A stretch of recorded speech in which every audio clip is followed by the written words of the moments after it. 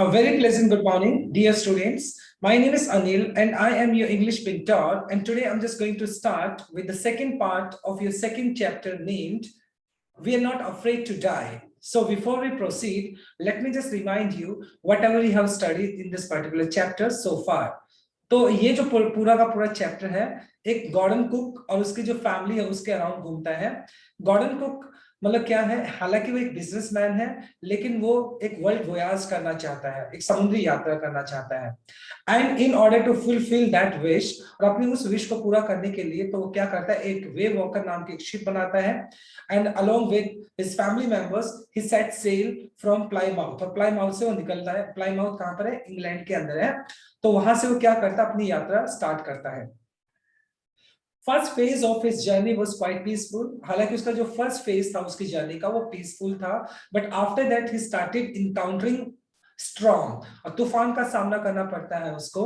And at the same time बहुत सारी दिक्कतें सामने आती हैं। एक स्ट्रॉन्ग वेव उनकी शिप को पूरा पलट देती है and almost they were about to die, हालांकि उनकी जिंदगी बिल्कुल खत्म होने वाली होती है।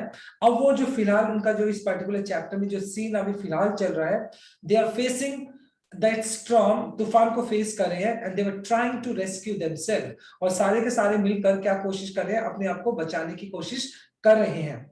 इट शोज द करेज, कहीं ना कहीं साहस को दिखाता है। सो अल्टीमेटली उनका जो शिप है वो टूट चुका है एंड पानी बहुत ज्यादा आ रहा है and they are trying the best to rescue themselves, और अपनी कोशिश कर रही है कि वो अपने आप को रेस्क्यू कर पाए। अभी तक हमने इस पर्टिकुलर चैप्टर में इतना ही पढ़ा है, तो देखते हैं कि जो गॉर्डन कुक है क्या वो अपनी फैमिली को बचा पाता है, क्या दूसरे फैमिली मेंबर्स है एक दूसरे की मदद करते हैं नहीं करते हैं, या किस तरीके से इस हालातों को वो सामना करते हैं। We have to study in this second chapter, part number 2। Now let us start. देखिए, somehow I managed to stretch, somehow I managed to stretch canvas, canvas क्या होता है? तिरपाल। सिक्योर का मतलब बांधना, वाटरप्रूफ। हैच का मतलब ऐसे डोर होता है, दरवाजा। Covers across the gapping halls, gapping hall मतलब जो जो हॉल्स थे, जो छेद छेद थे जहां से पानी आ रहा था। तो अब जो गॉर्डन को वो क्या करता है, किसी भी तरीके से तिरपाल को बिछाता है और उसको सिक्योर कर देता है, बांध देता है।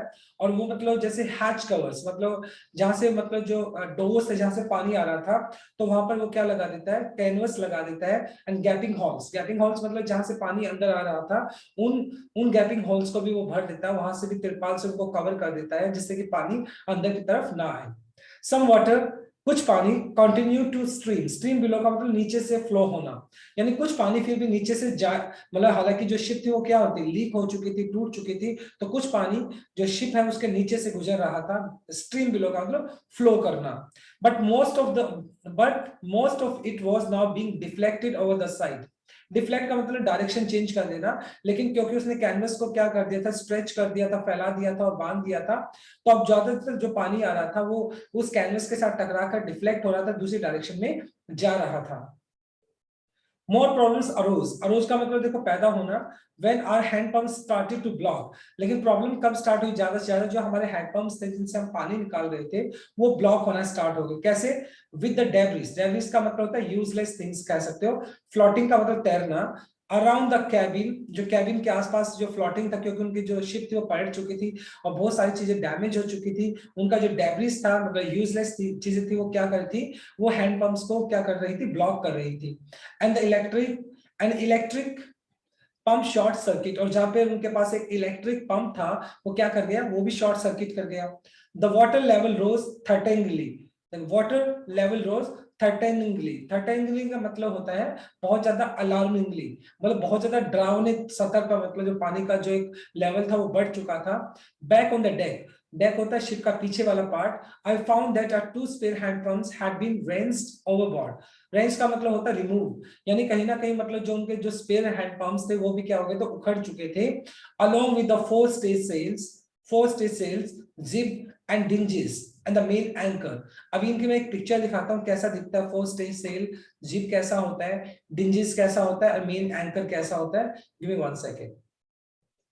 देखिए, अगर इस पिक्चर को आप देख पा रहे हैं तो ये जो पिक्चर है ये आपका फोर सेल हो गया। देखो ये वाला जो पार्ट होता है, ये वाला जहां पर एक पर्दा होता है, ये वाला एक कर्टेन टाइप सा होता है, इसको आप फोर सेल बोलते हैं। क्या बोलते हैं इसको? फोर सेल बोलते हैं इसको, फोर सेल। तो ये शिप के अंदर जो एक बहुत बड़ा एक पर्दा सा लगा होता है, कपड़ा होता है, इसको फोरसेल बोलते हैं। स्टॉर्म जिब ये छोटे वाला दिखाई पड़ रहा है, जब स्टॉर्म आता है तो इस छोटे वाले का यूज किया जाता है, इसको जिब बोल देते हैं, स्टॉर्म जिब। जब तूफान ज्यादा तेज होता है तो इसमें क्या होता है, छोटे वाले उसको स्टॉर्म जिब को यूज किया जाता है। ये सारी की सारी डिंजिस है। डिंजिस का मतलब हो गया ये छोटी जो बोट्स होती है इनको डिंजिस बोल देते हैं। और ये मेन एंकर हो गया आपका, शिप के अंदर यूज किया जाता है मेन एंकर। तो ये सारी की सारी चीजें मतलब इन ये सारी की सारी चीजें क्या हो गई थी, देखिए अभी। एंड मतलब रेंज उखड़ जाना along with the first day भी मतलब क्या था, उखड़ चुका था, जीप भी उखड़ चुका था। डिंजिस थी वो भी काफी क्या हो गई थी, डिंजिस थी। जो शॉर्ट बोट्स थी वो भी क्या हो गई थी, टूट चुकी थी। द मेन एंकर, और जो मेन एंकर था ओके वो भी उखड़ चुका था। ये सारी की सारी चीजें उखड़ चुकी थी। आई रिमेम्बर तभी मुझे याद आया, we had another electric pump. तभी मतलब गॉर्डन कुक को याद आता है कि उनके पास एक एक्स्ट्रा इलेक्ट्रिक पंप और है under the chart room. Chart room कहाँ पर होता है, जो मैप रूम होता है जहां से डायरेक्शन का पता लगाया जाता है कि शिप किस डायरेक्शन में चल रही थी। तो वो चार्ट रूम में जाता है and I connected it to an out pipe, और जाते ही मतलब उस इलेक्ट्रिक पंप के साथ एक पाइप को कनेक्ट कर देता है। एंड वो thankful find that it worked. और थैंकफुली जो पाइप था, मतलब थैंकफुली वो इलेक्ट्रिक पंप था जो कि चार्ट रूम में था, उसके साथ उसने पाइप लगाया और वो जो इलेक्ट्रिक पंप था थैंकफुली वो चलने लग जाता है। वो खराब नहीं था, वो चल जाता है। अभी इसकी इमेजेस हमने देख चुके हैं, राइट।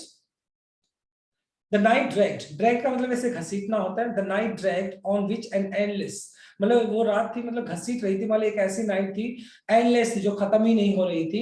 बिटरली कोल्ड, बहुत ज्यादा कोल्ड थी, बहुत ज्यादा ठंड थी। रूटीन ऑफ पंपिंग, मतलब सभी ने क्या करा, रूटीन के तौर पर कुछ टाइम के लिए सभी थोड़ा थोड़ा पंपिंग की पानी निकाला। स्टीयरिंग स्टीयरिंग किसको, उसको जो स्टीयरिंग था, व्हील था, उसको संभाला। वर्किंग द रेडियो, रेडियो का मतलब यहाँ पे रेडियो सिग्नल के थ्रू मतलब वो कांटेक्ट करने की कोशिश कर रहे थे कि जिनसे जिनसे कि उनको मदद मिल सके कुछ भी। We were getting no replies to our mayday calls. Mayday calls कौन से थे, डिस्ट्रेस कॉल। जब आप इमरजेंसी के अंदर कॉल करते हैं, शिप वगैरह या एरोप्लेन्स वगैरह के अंदर होता है डिस्ट्रेस कॉल, या जब आप इमरजेंसी के अंदर होते हैं तब ये कॉल्स की जाती है। किसके थ्रू, जब आप रेडियो सिग्नल के थ्रू की जाती है। तो यहाँ पर गॉर्डन कुक मतलब क्या कर रहा था, वो रेडियो सिग्नल से भी कॉल करने की कोशिश कर रहा था, लेकिन उनको कोई भी बेनिफिट नहीं मिला, उनको कोई भी रिस्पांस नहीं मिला। विच वॉज नॉट सरप्राइजिंग, उनको मतलब कोई भी रिस्पांस नहीं मिला, ये बात बहुत बड़ी सरप्राइजिंग भी नहीं थी। क्यों नहीं थी, in this remote corner of the world, क्योंकि वो दुनिया के सबसे अलग पड़े हुए रिमोट कॉर्नर के अंदर थे, क्योंकि ओशियन के अंदर थे और वो सबसे आइसोलेटेड एरिया था, सबसे अलग थलग पड़ा एक दुनिया का एक हिस्सा था। और वहां से उनकी कॉल को रिसीव करना कोई सरप्राइजिंग वाली बात नहीं थी। उसके जो लड़की है सू हैड स्वॉलन अलार्मिंगली, अलार्मिंगली का मतलब होता है बहुत ज्यादा, सीवियरली। और जो उसकी जो सुजेन जो होती है उसकी लड़की गॉर्डन कुक की, उसकी जो हेड है उसमें स्वेलन आ जाता है, मतलब उसका जो हेड है उसका सिर है वो क्या होता है, उसमें स्वेलिंग आ जाती है। She had now two enormous black eyes, मतलब she had two enormous, enormous huge big, उसकी दो बड़ी बड़ी आंखें हैं। And now she showed a deep cut on her arms, और वो अपना जो डीप कट होता है उसके हाथ पे एक डीप कट लगा होता है, वो उस डीप कट को भी दिखाती है। व्हेन आई आस्क्ड, जब मैंने उससे पूछा why she had not made more of her injuries before this, तो जब मैंने उससे पूछा कि अच्छा तूने मुझे पहले ये सारी इंजरीज के बारे में क्यों नहीं बताया, जब मतलब उनसे वो मिलने के लिए आता है तो वो कहता है कि तूने मुझे इंजरी के बारे में पहले क्यों नहीं बताया। शी रिप्लाइड, और सुनी ने रिप्लाई किया क्या, I did not want to worry you when you were trying to save us all. यहाँ पे देखो उस लड़की का कितना अच्छा एटीट्यूड है कि वो अपने फादर को कहती है कि I did not want to worry you, मैं आपको चिंतित नहीं करना चाहती थी फादर, क्योंकि आप उस टाइम हम सभी को बचाने में लगे हुए थे। तो वो लड़की इतना पेन में होते हुए भी अपने फादर को डिस्टर्ब नहीं करती है, because his father was trying his best to rescue all lives on that particular boat. उस पर्टिकुलर बॉट के ऊपर जितनी भी जिंदगियां थी उनको रेस्क्यू करने की जरूरत कर रहे थे, उनके फादर बचाने की कोशिश कर रहे थे। और वो लड़की अपने फादर को भी नहीं बताती है कि उसको कितनी चोट लगी है। बाय मॉर्निंग जनवरी 3, और जब 3 जनवरी की बात है, the pump had the water level sufficiently under control, और उसके बाद जो वाटर लेवल था, पानी का लेवल था, वो काफी हद तक नीचे आ गया था। For us to take 2 hours rest in rotation, अब 2-2 घंटे में हम क्या कर सकते थे, आराम कर सकते थे रोटेशन में। पहले तू काम 2 घंटे ड्यूटी कर ले, फिर मैं 2 घंटे ड्यूटी कर लेता हूँ, इस टाइप से रोटेशन में। But still but we still had a tremendous huge leak somewhere. Tremendous मतलब big कह सकते हो, एक बहुत बड़ा छेद था अभी कहीं पर below the water line. Ship का जो नीचे वाला जो पार्ट होता है वाटर लाइन, वहां पे कहीं ना कहीं कोई क्रैक था, कोई लीक था. एंड ऑन चेकिंग, और जब मैंने उसको चेक किया, आई found that nearly all the boats, जब मैंने चेक किया nearly all the boats, main reef क्या होता है? रीफ वैसे होता है पसलियां, राइट? देखो पसलियां होती है, जो हमारी पसलियां होती है, यहाँ पे मेन रीफ फ्रेम मतलब जो लकड़ी के बने हुए फ्रेम्स थे वो क्या थे? वर स्मैश डाउन टू द नील, नीचे की तरफ. नील का मतलब नीचे की तरफ. वो क्या हो गए थे? रीफ्स थी वो टूट चुके थे, स्मैश हो चुके थे, क्योंकि वेव बड़ा स्ट्रांगली टकराता है.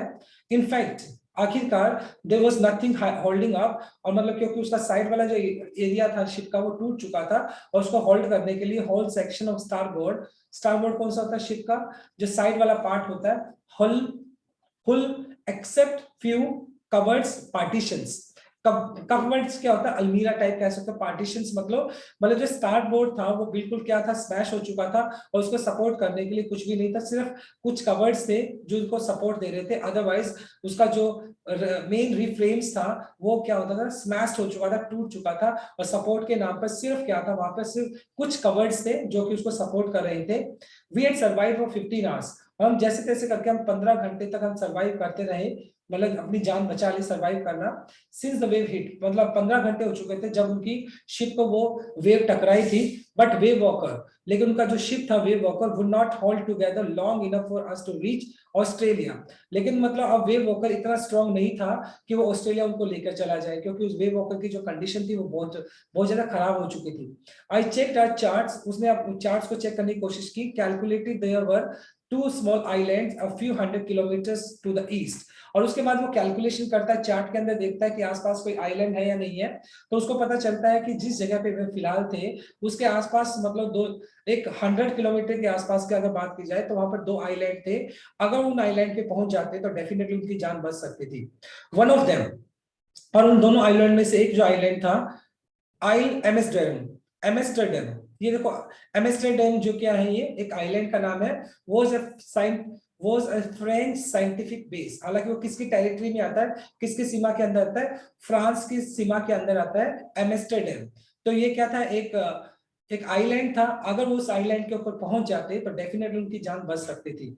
Only one hope was to reach these pin pricks in the vast ocean. देखो मतलब एक सिर्फ एक होप यही थी कि मान लो इनमें से किसी भी आइलैंड के अगर आप लोग पहुंच जाते.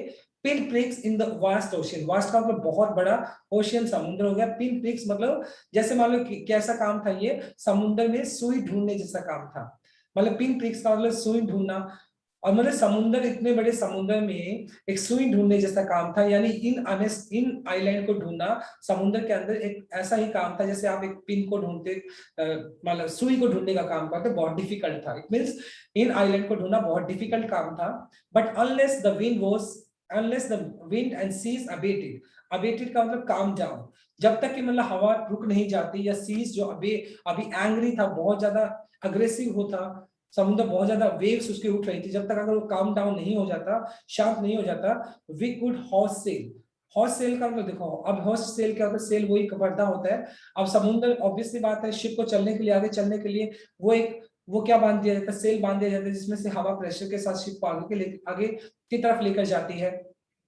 अब तेज हवाएं ऑलरेडी चल रही थी, तो इस वजह से वो क्या, सेल उन्होंने नहीं लगाया था अभी.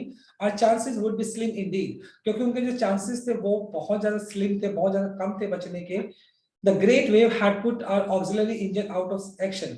और ऑक्सिलरी आप कह सकते हो सहायक, और जो मतलब उनका जो दूसरा इंजन था, एक ऑक्सिलरी इंजन था, एक्स्ट्रा इंजन था, वो भी क्या हो गया था? The wave had put our auxiliary out of action का मतलब खराब हो जाना. और जो उनके पास दूसरा एक एक्स्ट्रा स्पेयर इंजन था वो भी खराब हो गया था. किसकी वजह से? उस ग्रेट वेव की वजह से. उस बहुत बड़ी जो एक वेव थी, जो लहर थी, उसने दूसरे वाले इंजन को भी खराब कर दिया था. और जनवरी 4, जहां तक जनवरी 4 की बात है, January 4 after 36 hours of continuous pumping. अब 36 घंटे हो गए थे उनको पंपिंग करते हुए लगातार. We reached the last few centimeters of water. अभी कुछ ही सेंटीमीटर वाटर रह गया था शिप के अंदर. Now we had only to keep pace with the water still coming in. सिर्फ उनको अभी कौन सा वाटर निकालना था, जो वाटर अभी फ्रेश वाटर शिप के अंदर आ रहा था, सिर्फ वही पानी उनको बार बार बाहर निकालना पड़ रहा था. We could not set any sail on the main mast. जो मस्तूल था, जो एक पोल होता है, उसके ऊपर अभी वो सेल नहीं लगा सकते थे, वो जो पर्दा था वो नहीं लगा सकते थे. क्यों? Pressure on the rigging would simply pull the damage section of the hull apart.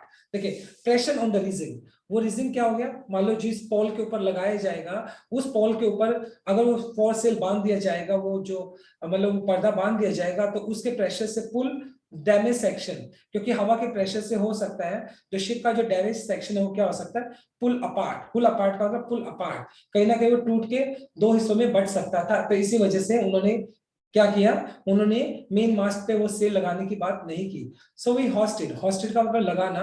The storm zip, storm zip कौन सा होता है, छोटे वाला जो होता है, छोटे वाला होता है, उन्होंने स्टॉर्म जिप लगाया. एक तो बहुत बड़ा पर्दा टाइप होता है, एक बहुत बड़ा कर्टेन टाइप होता है जिसमें हवा भरती है, शिप आगे की तरफ जाती है, तो वो तो होता है, वो तो आप बोल सकते हो सेल, मेन सेल होता है वो तो आपका, राइट. लेकिन एक होता है स्टॉर्म जिप, छोटे वाला होता है, तो उन्होंने क्या बड़े वाले की बजाय छोटे वाला जो स्टॉर्म जिप लगाया. And headed for where I thought the two island were. और किस डायरेक्शन में चल पड़े, हेडेड का मतलब उसी डायरेक्शन में चलना, आगे की डायरेक्शन में चलना, आगे बढ़ना. I thought the two island were, और उसी डायरेक्शन में हमने बढ़ने की कोशिश की जिस आइलैंड में दो आइलैंड हो सकते थे. Mary found some corn beef and cracker biscuits. We ate our first meal almost 2 days. Okay, beef क्या होता है, बीफ एक तरह का मीट होता है. ओके, तो कॉर्न बीफ था, एंड क्रैकर्स मतलब चटपटे क्रैकर्स, मतलब क्रैकर्स बिस्किट्स थे, ओके करकरारे बिस्किट्स थे, बीफ था उन्होंने. And we eat our first meal almost in 2 days. पिछले मतलब 2 दिनों में पहली बार वो कुछ खा रहे थे, क्योंकि अभी तक तो वो स्ट्रगल ही कर रहे थे अपनी जिंदगी को बचाने के लिए. बट आ रेस्पाइट, रेस्पाइट का मतलब आप जिसको आप लेजर टाइम बोलते हो, लेजर टाइम मतलब जो रिलैक्सेशन का आपका जो टाइम होता है जिसमें आप कंफर्ट फील करते हो, तो उनका जो कंफर्ट टाइम था वो शॉर्ट लिव, वो ज्यादा लंबे देर तक नहीं चला. एट 4 PM 4 बजे के आसपास black clouds began building up behind us. दोबारा से बड़े बड़े काले कलर के जो थे, जो क्लाउड से वो दोबारा से क्या बनने लगे, उस शिप के पीछे बनने लगे. विद इन आवर, 1 घंटे के within the hour the wind was back to 40 knots. और जो हवाएं थी 40 नॉट्स की स्पीड पर चलने लग गई थी. And seas were getting higher, और जो सी वेव्स थी वो क्या कर रही थी, ऊपर की तरफ उठ रही थी. The weathers continue to deteriorate. Deteriorate का मतलब फ्राइटन करना, थ्रू आउट द नाइट. और मतलब क्या कर रहा था, जो वेदर था वो पूरी की पूरी रात क्या कर रहा था, हमें डरा रहा था, क्योंकि वेदर बहुत ज्यादा खराब हो रहा था. देखो, डेटोरिएट का मतलब फ्राइटन करना भी होता है, खराब करना भी होता है. एंड बाय डॉन, सुबह का वक्त, on January 5 our situation was began desperate. Desperate का मतलब होपलेस. और 5 जनवरी को भी हमारी जो सिचुएशन थी वो बहुत ज्यादा होपलेस थी, निराशावादी थी बिल्कुल, यानी चांसेस हमारे कम थे बचने की. when I went in, जब मैं गया in comfort to the children, उसके बाद गॉर्डन को अपने बच्चों को कंफर्ट करने के लिए, उनको थोड़ा सहारा देने के लिए, मोटिवेशन देने के लिए, रिलैक्स करने के लिए उनके कैबिन में जाता है. जॉन आस्क, उसका जो छोटा लड़का होता है गॉर्डन कुक का, कहता है daddy are we going to die, क्या हम मरने वाले हैं. आई ट्राई टू अश्योर, मैंने उसको मतलब अश्योर का मतलब उसको विश्वास दिलाना कि that we could make it, नहीं ऐसा नहीं है, हम इस तूफान से निकल जाएंगे. But daddy, he went on, लेकिन वो बोलता है we are not afraid to die of dying if we can all be together. As I told you in the beginning of the chapter, तो ये जो एक पर्टिकुलर स्टेटमेंट है, ये एक पर्टिकुलर डायलॉग है जो किसी ने बोला है. तो अभी हमें पता चलता है कि ये जो डायलॉग है वो जॉन ने बोला है. जॉन कौन है, जो गॉर्डन कुक है उसका लड़का है, 5 years का उसका लड़का है. तो उसने ये पर्टिकुलर स्टेटमेंट बोली है, कहता है we aren't afraid of dying, हमें मरने से भी डर नहीं लगता है, if we can all be together, अगर हम एक दूसरे के साथ हैं. So it shows the courage of that small boy. इस पर्टिकुलर लाइन से हमें पता चलता है कि वो छोटा बच्चे के अंदर कितना करेज है, कितना साहस है, इतनी टफ सिचुएशन में भी बोलता है कि we are not afraid of dying, हम मरने से नहीं डरते हैं, if we can all be together, अगर हम एक दूसरे के साथ हैं. I could and you, mummy and Sue, वो फैमिली का नाम लेता है कि आप, मम्मी, सुजैन एंड आई. तो यही 4 बंदे होते हैं, उसके अलावा 2 बंदे और होते हैं वहां पर जो कि क्रूमैन होते हैं, right. I could found no words with this to respond. और मतलब ये बात सुनकर जो गॉर्डन कुक है वो अपने बेटे को कुछ रिस्पॉन्स ही नहीं कर पाता है, स्पीचलेस हो जाता है कि इतनी बड़ी बात उस बच्चे ने बोली। But I left the cabin, children's cabin, determined to fight the sea with everything. लेकिन उस स्टेटमेंट से जो गॉर्डन कुक है वो और भी ज्यादा कॉन्फिडेंस से भर जाता है, और भी ज्यादा मोटिवेट हो जाता है, और वो डिटरमाइंड और प्रण लेता है कि वो फाइट करेगा, सामना करेगा सी विद एवरीथिंग, जितनी ताकत वो लगा सकता है। मतलब एक कोशिश करेगा, पूरी कोशिश करेगा कि वो इस फाइट कर सके, इस समुद्र से फाइट करने का मतलब इस तूफान से फाइट कर सके। आई हैंड, जितना कुछ मेरे पास होगा मैं पूरा इसमें लगा दूंगा रेस्क्यू करने के लिए, जान बचाने के लिए। To protect the weakened starboard, मतलब जो वीकेंड का जो कमजोर हो चुका था, स्टारबोर्ड का मतलब हो गया जो शिप का साइड वाला जो पार्ट होता है वो कमजोर हो चुका था। I decided to heave to with the undamaged port hole facing the oncoming waves. देखो, आई डिसाइडेड टू हीव का मतलब यहाँ पे अटैच करने के केस में बोल सकते हो, with the undamaged part full facing the ongoing waves, using an improvised sea anchor for having nylon rope and 222-liter plastic barrels of paraffin। Paraffin क्या होता है? पैराफिन एक तरह का आपका एक लिक्विड होता है, बैरल आप बोल सकते हैं, जो जिस लिक्विड कंटेनर कह सकते हो आप। ओके, तो वहां पर क्या थे? 22 litres plastic barrels of paraffin. तो 22 कंटेनर्स थे, उसके साथ नाइलॉन की बनी हुई रॉप्स थी, एंकर था। तो उन सारी चीजों को कैसे यूज कर रहा था? जो मतलब वो डैमेज पार्ट था, वो डैमेज पार्ट के साथ उसको अटैच करा था उन पैराफिन बैरल्स को, जिससे कि उसको सपोर्ट मिल सके और आने वाली जो वेव्स है उसको तोड़ना, डैमेज ना कर पाए। ठीक है, तो मतलब उसके साथ मतलब जो पैराफिन जो बैरल्स है उसके साथ लगा देता है, तो यानी उसको सपोर्ट देने के लिए सारी चीजों का यूज करता है। दैट इवनिंग, उस शाम, Mary and I sat together holding the hands. और उस रात, मतलब मैरी उसका वाइफ का नाम हो गया, गॉर्डन को दोनों क्या करते हैं? सेट टुगेदर, एक दूसरे के साथ बैठे रहते हैं, होल्डिंग हैंड्स, एक दूसरे के हाथ पकड़े हुए, as the motion of the ship brought more and more water through the broken planks. Planks का मतलब होता है, प्लैंक्स का मतलब होता है जो फट्टे टाइप होते हैं, मतलब जो शिप होती है, नीचे वाला पार्ट जो होता है उसमें फट्टे लगे होते हैं, उन फट्टों से क्या पानी लगातार अंदर की तरफ आ रहा था। And we both felt the end was near. और कहीं ना कहीं हमने इस बात को एडमिट कर लिया था, इस बात को सोच लिया था, शायद हम बचने वाले नहीं हैं, we were about to die, कि हम मरने वाले हैं। बट वे वॉकर, लेकिन जैसा हमने उम्मीद किया था, but way walker road out, यानी वो स्टॉर्म से निकल जाता है। एंड बाय द मॉर्निंग जनवरी 6, और 6 जनवरी के आसपास, विद विंड ईजिंग, हवाएं होती है वो ठंडी हो जाती है, यानी कम धीरे हो जाती है। I try to get reading on the sextant. देखो, सेक्सेंट का जो मीनिंग होता है, मतलब ये जो मतलब जिसके ऊपर एक डायरेक्शन को स्टडी किया जाता है, राइट? वो उस एक ऐसा इंस्ट्रूमेंट, नेविगेटर बोल सकते हो आप इसको। मतलब मैंने I try to reading on the navigator, sextant मतलब वो नेविगेटर टाइप होता है जिसमें वो डायरेक्शन का पता लगा सकते हैं।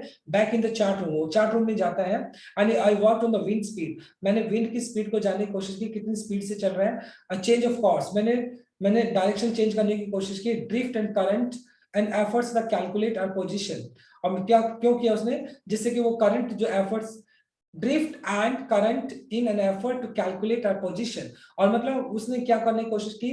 वो सिर्फ ये जानने की कोशिश कर रहा था कि उनकी एग्जैक्ट पोजीशन क्या है, फिलहाल कहां पर, किस डायरेक्शन में वो जा रहे हैं। The best I could determine was that we were somehow 1,50,000 kilometre of ocean looking for 65 kilometre wide island. और मतलब इतना ही वो पता लगा पाया कि अभी वो समुद्र से कितनी दूर आ चुके थे, 1,50,000 किलोमीटर की दूरी पे आ चुके थे, और उस समुद्र में वो 65 किलोमीटर वाइड आइलैंड को ढूंढ रहे थे। कौन से आइलैंड को ढूंढ रहे थे? एम्स्टर्डम नाम का एक आइलैंड है, उस 65 किलोमीटर का है वो, उस आइलैंड को वो ढूंढ रहे थे। While I was thinking, जब मैं सोच रहा था, so he moved painfully join me, और उसकी जो लड़की है वो वहां पर आती है, उनको ज्वाइन करती है, और पेनफुली, उसको बेचारी को दर्द हो रहा होता है क्योंकि उसको सर पे चोट लगी होती है। The left side of her head, क्योंकि उसका सर का जो लेफ्ट साइड था वो नाउ वेरी स्वेलोन, वो बहुत ज्यादा सूज चुका था। And her black and eyes narrow two slits. देखो, मतलब जो उसकी आंखें थी वो क्या थी? ब्लैक, मतलब वो मतलब ब्लैक एंड आईज, नैरो का छोटा हो जाएगा, टू स्लिट। जब स्वेलिंग आ जाती है, तो स्वेलिंग आने के बाद जो उसकी आंखें होती है वो स्वेल हो जाती है, और जो देखने वाला जो पार्ट होता है वो बहुत ज्यादा छोटा दिखने लग जाता है, उसको बोलते हैं स्लिट्स। ओके, यानी उसकी जो आंखें थी स्वेलिंग की वजह से बहुत ज्यादा छोटी हो चुकी थी। And she gave me a card she made, और उसने मुझे एक कार्ड दिया जो उसने खुद बनाया था। On the front she had drawn caricatures, caricatures का मतलब था कार्टून्स, और उसने कुछ कार्टून्स उसमें बनाए हुए थे, Mary and me with the words. और मतलब क्या है, उसने मैरी एंड मी यानी अपने पेरेंट्स का एक कार्टून्स बनाए हुए थे, और उसमें लिखा हुआ था here are some funny people, यहाँ पर कुछ मजाकिया लोग हैं। अब यहाँ पर मतलब वो क्या करने की कोशिश करी, अपने फादर को थोड़ा कंसोल या उसको रिलैक्स करने की बात करी है, उसको टेंशन नहीं देना चाहती है, उसको देखो मोटिवेट करना चाहती है। Here are some funny people, did they make you laugh, यहाँ पर इस शिप के ऊपर अभी फिलहाल मजाकिया लोग हैं, क्या उन्होंने तुम्हें हंसाया? I laughed a lot as well, मैं तो बहुत हंसी। अब ये बात कौन बोलते हैं? सुजैन बोलती है। इनसाइड वाज ए मैसेज, और उसके अंदर एक मैसेज था, oh how I love you both, मतलब मैं आप दोनों को कितना प्यार करती हूँ, अपने पेरेंट्स के लिए बोलती है। So this card is to say thank you and let's hope for the best, और मैं इस कार्ड के थ्रू आपको थैंक यू कहना चाहती हूँ, धन्यवाद करना चाहती हूँ, और हम अच्छे के लिए उम्मीद करते हैं। somehow we had to make it, और किसी ना किसी तरीके से हमें यहाँ से निकलकर जाना होगा, बचना होगा, राइट, हमें इसको सफल करना होगा। I check and recheck my calculation, उसके बाद जॉर्डन को क्या करता है, अपनी कैलकुलेशन को चेक करता है, फिर रीचेक करता है किस डायरेक्शन में वो जा रहे हैं, कितना किलोमीटर अभी आइलैंड वहां से पड़ा है। We had lost our main compass, क्योंकि उनका जो कंपास था जिसपे वो डायरेक्शन को चेक कर सकते थे, वो क्या था, वो गुम हो चुका था। And I was using a spare which had not been corrected for magnetic variation.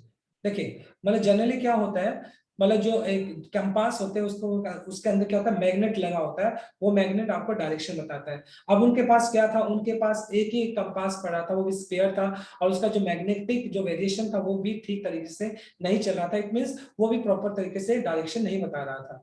I made an allowance of this and another estimate of the influence of the westerly currents which flow through this part of the Indian Ocean। देखो यहाँ पर I made an allowance, I made an allowance for this। allowance का मतलब यहाँ पर ये बोल सकते हो I made an allowance, मतलब I made a you can say I made a guess, मैंने guess लगाया, मैंने एक guess लगाई क्या for this, मतलब क्योंकि उसके बाद एग्जैक्ट तो था नहीं, क्योंकि वो जो मैग्नेटिक वेरिएशन मतलब जो उनका मेन जो कंपास था वो खराब हो चुका था, अब उसके बाद उनका स्पेयर था तो वो प्रॉपर तरीके से चल नहीं रहा था, तो इसकी वजह से गॉर्डन कुक ने क्या किया, made an allowance, made a guess, उसने अंदाजा लगाया, another estimate of the influence of the water westerly currents। westerly का मतलब हो गया पश्चिमी, और करंट्स का मतलब जो पानी की जो धाराएं, सॉरी जो करंट्स हो गए यहाँ पर मतलब जो लहरें हैं किसके, सॉरी जो हवाएं चलती हैं उसके हिसाब से उसने अंदाजा लगाने की कोशिश की। दोबारा से अंदाजा लगा रहा है विच flow through the part of this Indian ocean, मतलब इस जो पार्ट है इंडियन ओशियन जो पार्ट है इसमें जिस तरह की जो हवाएं चलती है, करंट्स चलता है, तो उसके थ्रू उसने अंदाजा लगाने की कोशिश की कि किस डायरेक्शन में उनको जाना चाहिए। अबाउट 2 PM 2 बजे के आसपास, शाम का दोपहर का वक्त था। आई वेंट ऑन डेक, मैं डेक पे वापस गया and asked Larry to steer course of 185 degrees. मैं लैरी के पास गया, लैरी कौन है, उसका क्रू मेंबर है, तो मैंने कहा कि एक काम कर 185 डिग्री पे इस शिप को मोड़ दो। इफ वी वर लकी, अगर हम लकी हुए, I told him with a conviction, conviction का मतलब होता है दृढ़ निश्चय के साथ, I did not feel he could expect to see the island at about 5 PM। तो बोलता है कि अगर हम लकी हुए तो डेफिनेटली सी बात है 5 बजे तक हमें वो आइलैंड मिल जाएगा, बट अगर हम लकी हुए तो। Then with a heavy heart, उसके बाद एक दुखी मन से गॉर्डन कुक क्या करता, आई वेंट बिलो, मैं नीचे चला गया, climb on my bunk and amazingly dozed of. Dozed of का मतलब होता है सो जाना, अमेजिंगली का मतलब सरप्राइजिंगली, तो वो क्या करता है अपने बंक के ऊपर चढ़ता है और वहां पर जाकर उसकी आंख लग जाती है। When I walk up it was 6 PM, जब मैं 6 बजे उठा शाम को, एंड ग्रोइंग डार्क, मतलब अभी क्या हो रही थी, अंधेरा हो रहा था। I knew we must have miss the island, मुझे ऐसा लग रहा था कि शायद हम आइलैंड पे नहीं पहुंच पाए, आइलैंड मिस हो गया हमसे। And with the sail we had left, क्योंकि हमारे पास सिर्फ एक ही सेल था, और वो भी क्या था, मतलब अब हम आइलैंड भी क्या हो गया, आगे निकल गया, आइलैंड से आगे निकल गए। We could hope to back, we couldn't hope to beat back into the westerly winds। देखो और हम क्या है, अब मतलब ऑब्वियस सी बात है कि we could not hope to beat back into the westerly winds, मतलब जो विंड्स इतनी जो तेज हवाएं चल रही थी तो उनको हम बीट नहीं कर सकते थे, और उम्मीद भी नहीं थी कि हम पीछे चले जाएं और मतलब आइलैंड को ढूंढ ले, उसको अभी तक ऐसा लग रहा था।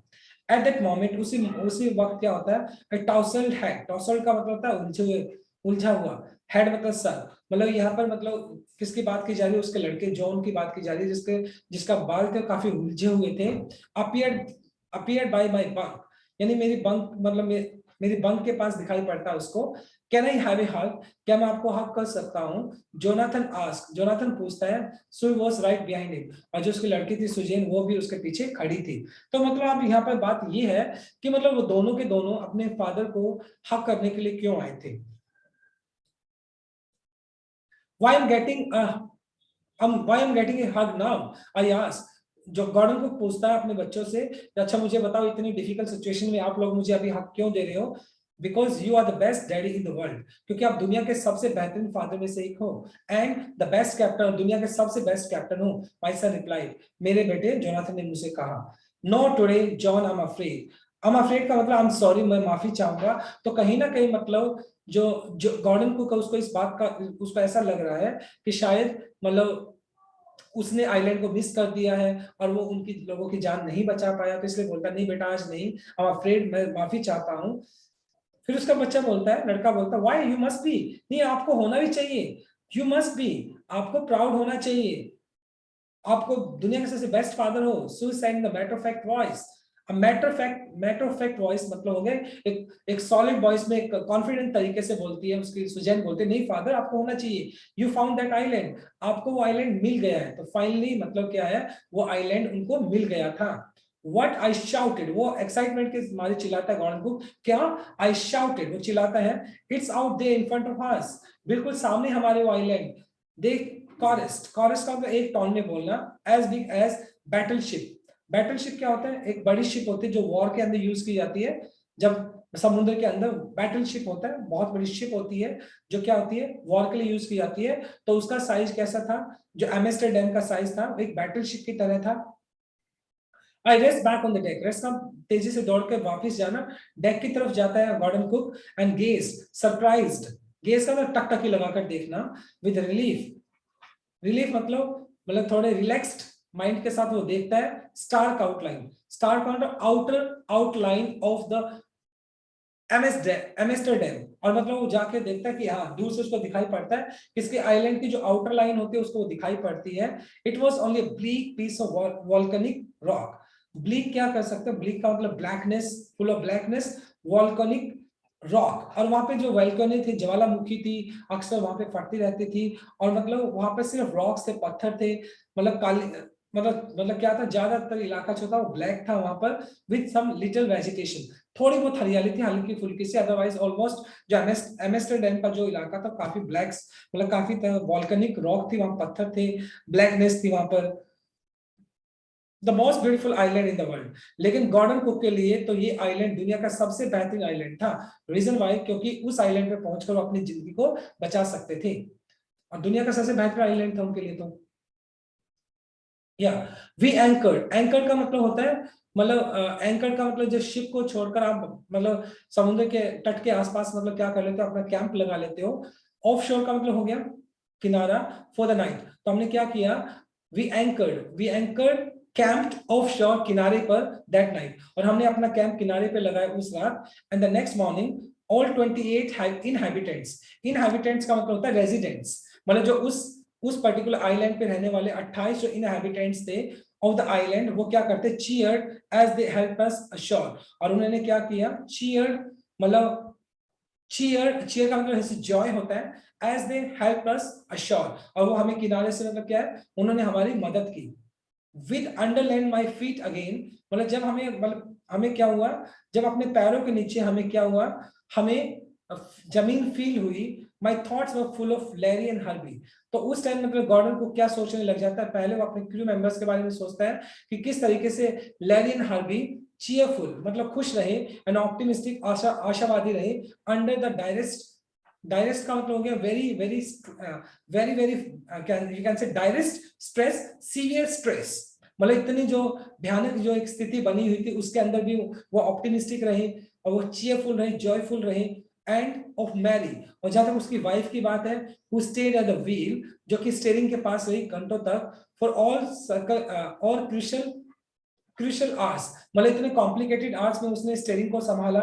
मोस्ट ऑफ ऑल, सबसे बड़ी बात तो, I thought a 7 year old girl, एक 7 साल की लड़की आती है, who did not want to us worry about A head injury, मतलब एक ऐसे, मतलब वो अपनी लड़की के बारे में बता रहे, मतलब वो क्या करा उन सभी लोगों के जो उन लोगों ने कंट्रीब्यूशन दिया था इसको रेस्क्यू करने में, उनको सबको याद कर रहा है। वो अपनी बेटी के बारे में याद करता है, एक 7 साल की लड़की जिसके सर पे चोट लगी है, और वो उस चोट के बारे में नहीं बताती है। क्यों नहीं बताती है? और हालांकि उसकी चोट के बाद विच सब्सिक्वेंटली लगातार टुक 6 माइनर ऑपरेशन, हालांकि उसकी चोट इतनी ज्यादा सीवियर होती है कि उसके बाद में 6 छोटे छोटे ऑपरेशन भी होते हैं to remove the recurring blood clot. Recurring blood clot क्या होता है? देखिए, ब्लड क्लॉट होता है खून का धक्का बन जाना, गांठ बन जाना, जम जाना, क्योंकि उसको चोट लगी थी जिसकी वजह से उसका जो खून का क्या बन गया था, धक्का बन गया था, यानी खून का गांठ टाइप बन गई थी। और उसके बाद उसके 6 छोटे छोटे ऑपरेशन होते हैं उस क्लॉट को निकालने के लिए। स्किन एंड स्कल, मतलब स्किन और जो स्कल के बीच में, खोपड़ी के बीच में कुछ उसके क्या बन गए थे, ब्लड क्लॉट्स बन गए थे, जिसके लिए उसको 6 ऑपरेशन करवाने पड़े। End of A 6-year-old boy, और एक सबसे बड़ी बात, एक 6 साल का लड़का who was not afraid to die, एक ऐसा लड़का जो कि मरने से नहीं डरता था। So my dear student, this is all about from my side। जैसे कि आप लोगों ने समझा कि इस तरीके से गॉर्डन कुक अपने फैमिली को बचा पाया, एट द सेम टाइम उस पर्टिकुलर शिप के ऊपर, चाहे वो क्रू मेंबर्स हो, चाहे उसकी वाइफ मैरी हो, या जोनाथन हो, या सुजैन हो, सभी ने एक दूसरे की हेल्प की, and at the same time फिर वो क्या कर पाए, अपने आप को सरवाइव कर पाए। सो एक कहावत है कि God helps those who help themselves, भगवान सिर्फ उन्हीं की मदद करता है जो अपनी मदद खुद करते हैं। So this is how they save their life. Okay, thank you. God bless you all. Stay happy and blessed.